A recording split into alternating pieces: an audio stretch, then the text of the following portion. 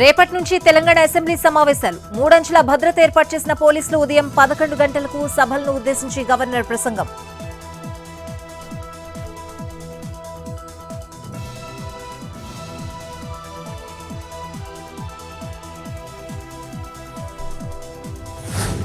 Amaravati relaunch programme కు ప్రధాని మోడీని ఆహ్వానిస్తాం. అమరావతిని ఫ్యూచర్ సిటీగా మారుస్తామన్న సీఎం చంద్రబాబు. వైసీపీ హయాంలో 1 ఇంచు రోడ్డు కూడా వేయలేదన్న ముఖ్యమంత్రి.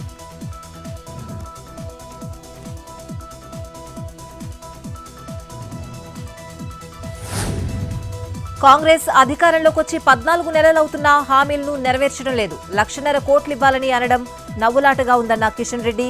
7.5 లక్షల కోట్లు అప్పు ఉండడంతోనే ఇచ్చినవి నెరవేర్చడం లేదని ఫైర్.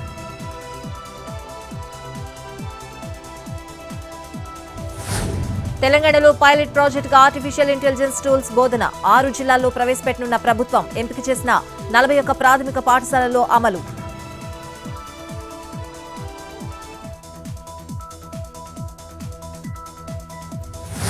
పోసాని కృష్ణమురళికి బెయిల్ ఇచ్చిన కర్నూలు కోర్టు. పిటిషన్పై 5 రోజుల పాటు వాదనలు. 20,000 పూచీకత్తు, 2 జమీన్తో బెయిల్ ఇచ్చిన న్యాయస్థానం.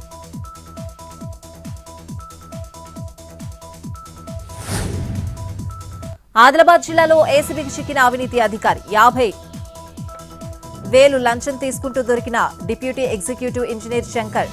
అదుపులోకి తీసుకుని విచారిస్తున్న అవినీతికి నిరోధక శాఖ అధికారులు.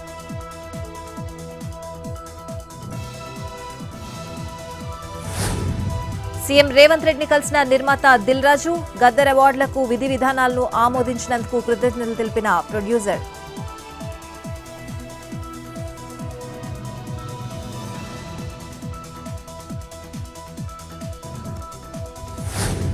రాజమండ్రిలో భారీ అగ్ని ప్రమాదం. ఆర్టీసీ కాంప్లెక్స్ దగ్గర ఉన్న ప్లాస్టిక్ గోడౌన్లో మంటలు. అదుపు చేసేందుకు ఫైర్ సిబ్బంది ప్రయత్నం.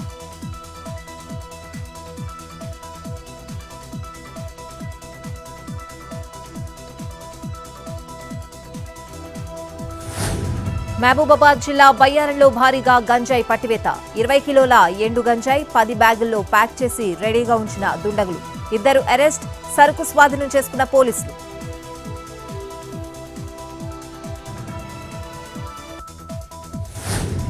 ఒడిశా అసెంబ్లీ ముందు కాంగ్రెస్ నేతల బైఠాయింపు. రాష్ట్రంలో మహిళలపై నేరాల కేసులు పెరుగుతున్నాయని ఆరోపణలు.